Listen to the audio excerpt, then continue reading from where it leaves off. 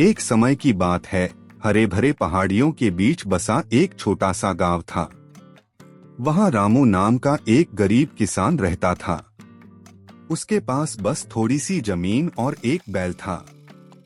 हर दिन वह सूरज उगने से पहले उठता, खेत जोतता और सूरज डूबने तक मेहनत करता।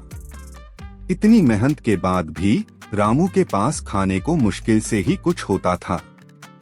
एक गर्मी के मौसम में भयंकर सूखा पड़ा। महीनों तक आसमान सूखा ही रहा और रामू की फसलें सूखने लगी। वह बहुत दुखी हो गया। उसने सोचा, अब मैं अपने परिवार को क्या खिलाऊंगा। एक सुबह जब वह अपने पौधों को पानी देने के लिए एक छोटी नाली खोद रहा था, उसकी फावड़ा किसी सख्त चीज से टकराई। वह हैरान हुआ और गहराई में खोदने लगा।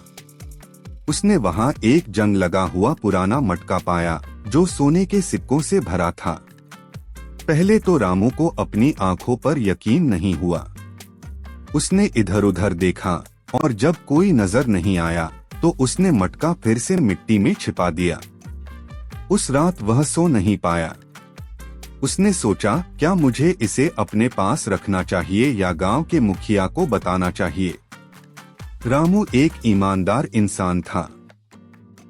अगले दिन वह गांव के मुखिया के पास गया और उसे वह खजाना दिखाया। मुखिया उसकी ईमानदारी से बहुत प्रभावित हुआ और बोला, यह खजाना अब तुम्हारा है, तुम्हारे नेक दिल के कारण। रामू ने उस सोने से अच्छे औजार खरीदे, ज्यादा जमीन ली और मजदूरों को काम पर रखा। लेकिन उसने अपना अतीत नहीं भुलाया। उसने अपनी दौलत का कुछ हिस्सा गरीब किसानों के साथ बांटा और पूरे गांव के लिए एक कुआं बनवाने में मदद की। उस दिन के बाद से रामू अपनी दौलत नहीं बल्कि अपनी दयालुता के लिए जाना गया। और भले ही अब उसके पास सोना था, वह सादगी से जीता रहा, एक कृतज्ञ दिल के साथ।